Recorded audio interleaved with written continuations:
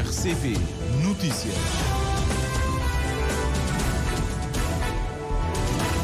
7 da manhã em Cabo Verde. Vem aí as notícias no primeiro jornal com o editor Júlio Vera Cruz Martins. Bom dia, Júlio. Vamos começar por dar a conhecer aos nossos ouvintes os destaques desta edição.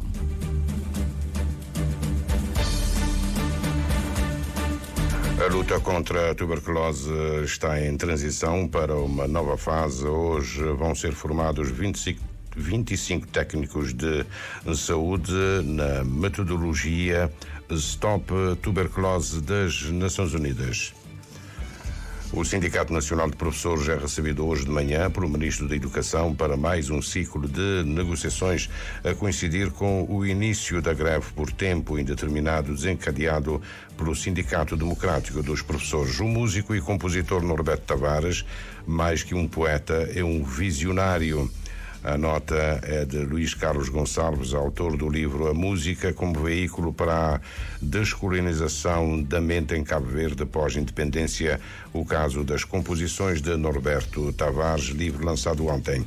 A Federação Nacional dos Estudantes e Desporto Universitário de Cabo Verde está reativada e tem novo presidente, Alector Timas, estudante de Psicologia Organizacional na UNICEF, eleito por unanimidade. A Seleção Nacional Sénior Masculina de Handball iniciou ontem em Portugal a segunda fase de estágio. A oposição na República Democrática do Congo rejeita os resultados e prepara-se para uma manifestação hoje que pode ser proibida pelas autoridades governamentais. Conhecidos os destaques, o desenvolvimento destas e de outras notícias para acompanhar já de seguida. Bom dia.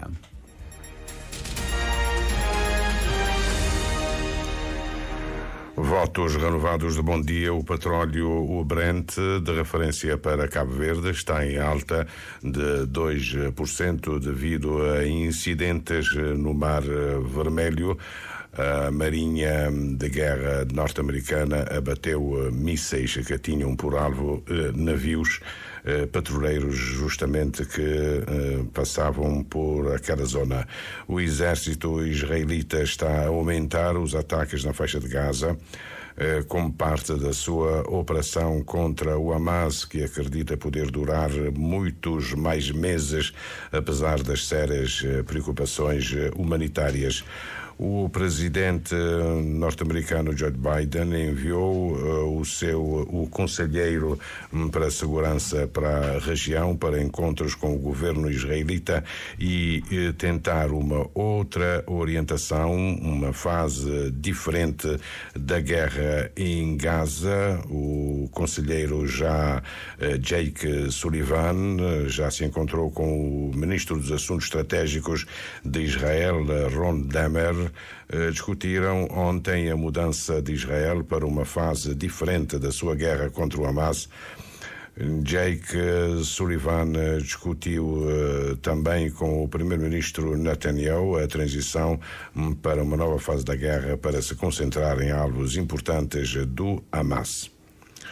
A luta contra a tuberculose está em transição para uma nova fase. Trata-se da implementação da metodologia de abordagem comunitária concebida para a iniciativa das Nações Unidas Stop Tuberculose, criada em 2001 para eliminar a doença como um problema de saúde pública no mundo. O primeiro passo é dado hoje com um seminário de 3 dias que se realiza na Cidade Velha e que reúne 25 técnicos de saúde, entre médicos, enfermeiros, assistentes sociais, farmacêuticos do sector público e associações ligadas ao combate à tuberculose.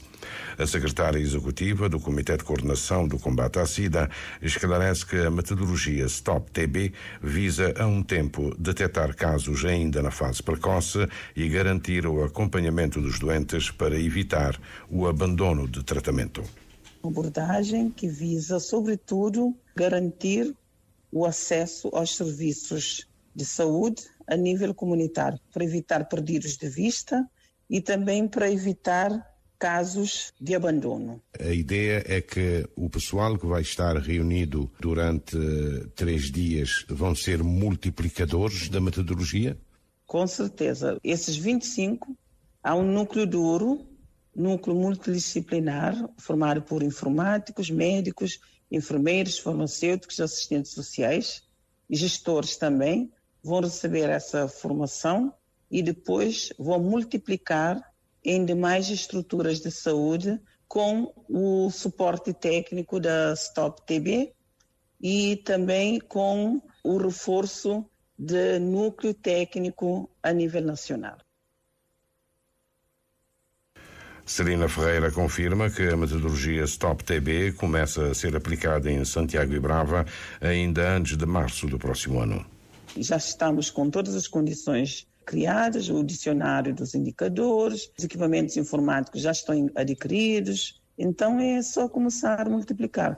Pensamos até no final do primeiro trimestre, todas as estruturas a nível nacional estarão em condições de utilizar esta metodologia. Cada paciente com tuberculose e também contactante será acompanhado, monitorizado, para poder fazer o tratamento completo, ter a cura e seguir a sua vida normal.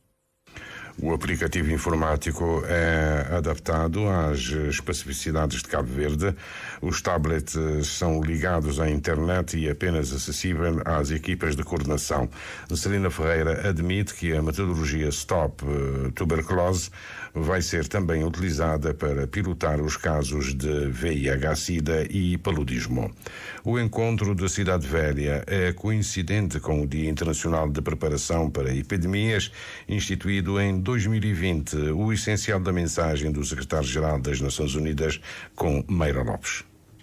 Em mensagem para a data, o secretário-geral lembra que, embora a contaminação pelo coronavírus não seja mais emergência de saúde pública internacional, seus efeitos persistem. Antônio Guterres cita o dano econômico infligido pela pandemia, o impacto nos sistemas de saúde e as milhões de crianças que estão ameaçadas por doenças após não receberem vacinação infantil rotineira.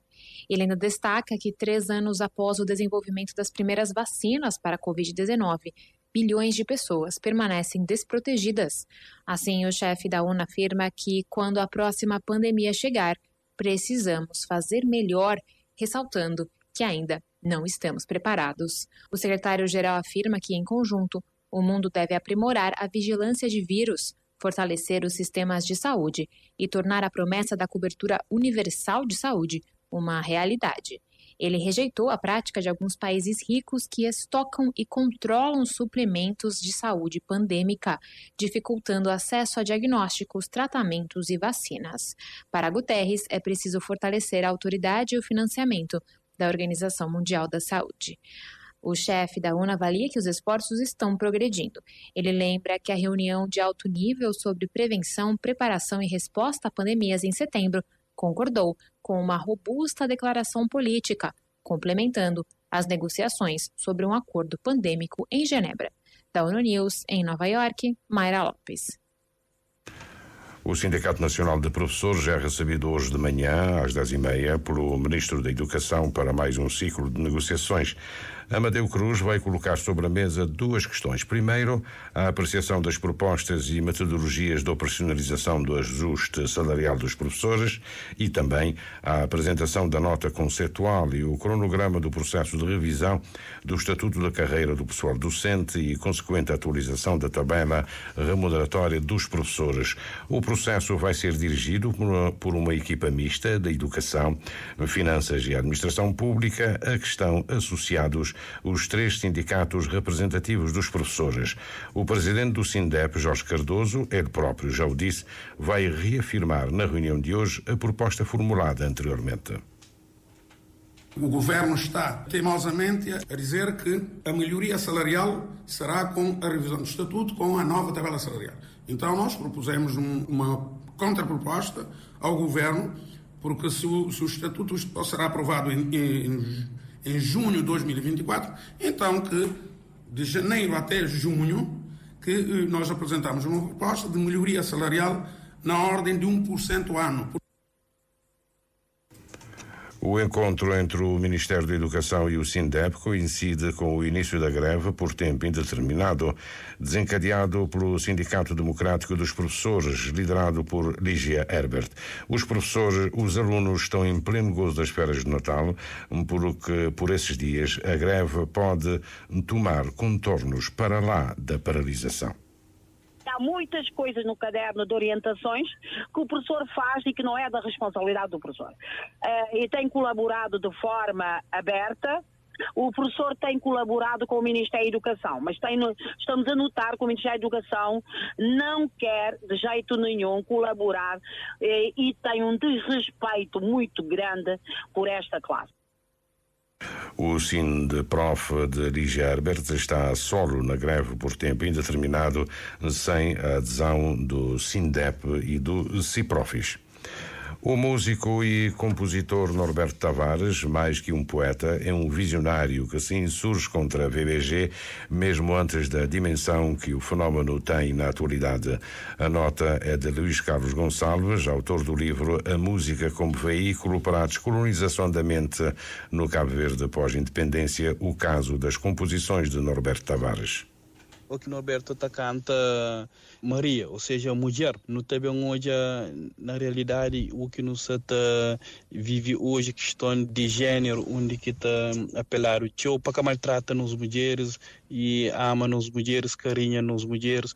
Então, Norberto, antes de cantava aquele Maria, ou seja, tudo aquele mulher que está simboliza Maria hoje, ou seja, aquele mulher direito, mulher batalhadora, mulher que está luta. O VBG, antes na Cabo Verde, tinha um outro formato. Como não sei, mas nós Cabo Verde é uma sociedade machista, onde que o homem sempre tomou-se se força, se poder. Então, mesmo no tempo que Norberto cantava isso, o VBG estava de uma forma sutil, mas de uma outra roupagem. Não da mesma forma que hoje, por ser mais visível. Lançado ontem, a coincidir com o 13º aniversário da morte de Norberto Tavares, o livro resulta de uma monografia para a licenciatura em História e agora é apresentado com a chancela da livraria Pedro Cardoso, que, aliás, recebe amanhã a apresentação da obra. Música de Norberto, mesmo para gerações de negócio que teve a oportunidade de seguir essa carreira de ouvir músicas, mas a hora que põe uma música de Norberto, automaticamente ela desperta pessoas atenção. Não sei, mas nosso Cabo Verde é um país pobre, é um país que nós tudo não deve junta para trabalhar, e tem uma composição de Norberto que é hino de unificação, que é uma música bastante ainda atual. E apela para tudo cabo-verdianos, para junta, que é para vir trabalhar na nossa terra, Cabo Verde, terra que é de nós. Então, tudo pessoas hora que sai fora de Cabo Verde, que vem então também com aquela finalidade de trabalhar para bem investir na nossa terra. Então, quer dizer que a composição de Norberto continua a ser composições atuais. Luís Carlos Gonçalves hoje é imigrante em França, depois de uma passagem de 5 anos pela Câmara Municipal de Santa Catarina. Gosto de fazer climatização. Essa ida para a imigração é alguma decepção? Não por isso. E para morir história, o curso que eu faço nunca está monta franca. A pena nem é que está sendo uma decepção. Para morir hoje, não tenho orgulho de curso que eu fazia e para morir em Cabo para aprender e saber mais de história de minha país. Simplesmente em Cabo para imigração, para morir sem desilusão, para morir a hora que tinha jovens, buta acaba para ser valorizado e buta acaba para perder aquela esperança, aquela força de parar num país daquele. Agora estuda a língua francesa e depois vem a fase seguinte, obter a equivalência à licenciatura conseguida na Universidade de Santiago. Luís Carlos Gonçalves está em Cabo Verde exclusivamente para o lançamento do livro A Música como Veículo para a Descolonização da Mente no Cabo Verde pós-independência. O caso das composições de Norberto Tavares, o lançamento na livraria Pedro Cardoso na Praia é amanhã. O autor regressa à França já na sexta-feira próxima. A Federação Nacional dos Estudantes e Desporto Universitário de Cabo Verde está reativada e tem novo presidente. Alector Timas, estudante de Psicologia Organizacional na UniCV, eleito por unanimidade com os votos dos representantes das associações de todas as universidades e institutos do país. Os planos de Alector Timas passam pela promoção de padrões elevados de ensino, busca de oportunidades iguais para todos e parcerias para oportunidades de emprego e desenvolvimento profissional. A participação em competições internacionais do desporto universitário é outra área na Nivas que consta do programa da nova direção. Alector Timas, que conquistou a presidência da Federação Nacional dos Estudantes e Desporto Universitário de Cabo Verde por unanimidade. Na pauta do seu mandato constam 10 pilares fundamentais de atuação. Bem-estar e acesso ao emprego são alguns exemplos. Sentido de busca pela qualidade do acesso à educação, garantindo oportunidades iguais para todos os estudantes aqui em Cabo Verde. Empregabilidade, um dos pilares importantes também, que é estabelecer parcerias para fortalecer as oportunidades de emprego e desenvolvimento profissional para os recém-formados. Nós sabemos que os estudantes universitários, por vezes, saem da academia e têm muitos problemas a começar a integrar no trabalho, mas temos um pilar neste sentido. O quinto pilar, que vem do bem-estar estudantil, que vai mais na implementação de programas que visam melhorar o bem-estar físico e mental dos estudantes. Esse é um pilar muitíssimo importante que nós pretendemos desenvolver com projetos a nível nacional, por N motivos financeiros e outros. Os estudantes acabam por ter uma necessidade enorme de um apoio na parte psicológica. Alector Timas diz que os contactos para a internacionalização dos estudantes universitários cabo-verdianos ao nível do desporto já estão sendo feitos, mas aponta a cota em atraso com a Federação Internacional do Desporto Universitário como possível estorvo. Por um lado, nós temos que fazer campeonatos nacionais para que haja jovens para participar. E no que se tange às organizações internacionais, sabemos que deve-se pagar cotas. Então, neste sentido, nós estamos um pouco atrasados, estamos com dívidas com a Federação Internacional. São uma das primeiras coisas que nós estamos a planejar, a resolver atempadamente para que os jovens estudantes cabo-verdianos atletas podem participar nos campeonatos internacionais também. A eleição do novo presidente da Federação Nacional dos Estudantes e Desporto Universitário de Cabo Verde é uma iniciativa que reativa a federação, criada desde 2016 e inativa há 4 anos. A tomada de posse está agendada para meados do mês de janeiro do próximo ano. Alector Timas garante que projetos e atividades de angariação de fundos para o funcionamento da federação e participação dos jovens universitários nas competições internacionais já estão programados. A Seleção Nacional Sénior Masculina de Handebol iniciou ontem em Portugal a segunda fase de estágio, tendo em vista a participação no Campeonato Africano marcado para janeiro no Egito.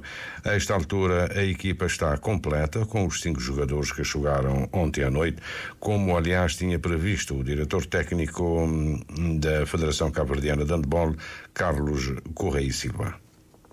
E jogadores que também, portanto, é de nenhuma categoria na Portugal, jogadores que também de Espanha, de Luxemburgo, de França, também e Flávio Feté, também Elidi, também e Elcio de Alemanha, também Bruno de Luxemburgo, também e Edmilson Gonçalves, jogadores também de Espanha. Portanto, não tem que jogadores que chegam, não tem Bruno Landim também, que também de Oman, na Médio Oriente. Então, é que se não completa, aí para não ser em pleno.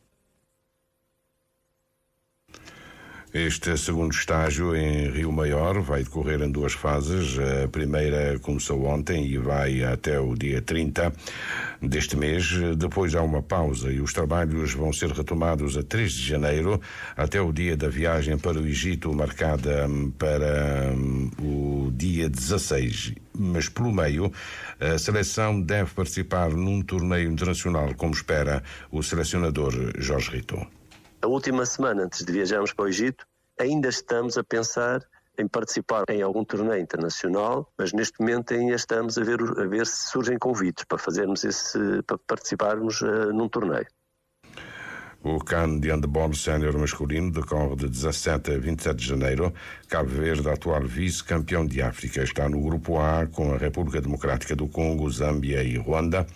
O jogo inaugural da equipa nacional é logo no primeiro dia da competição e será frente aos ruandeses. E falando da República Democrática do Congo, a oposição inteira rejeita o resultado das eleições gerais de 20 e 21 de dezembro. Está prevista para hoje uma manifestação que, no entanto, deve ser proibida pelas autoridades governamentais. Instabilidade também na Sérvia, sobretudo os jovens. Carlos Santos rejeitam os resultados das eleições de 17 de dezembro.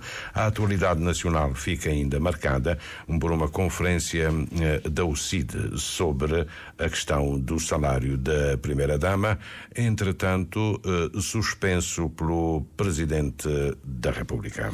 Este vai ser também o tema hoje em análise no Opinião Pública com o Orlando Lima, ele que terá como convidado o jurista Francisco Freire para uma análise ao caso do salário da Primeira-Dama e as recentes decisões anunciadas ao país pelo Presidente da República. Fica concluída esta edição do Primeiro Jornal.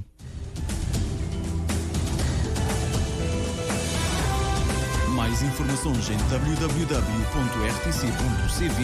e na aplicação RTC Mobile. RCV, o rigor da notícia e o melhor da informação a cada hora.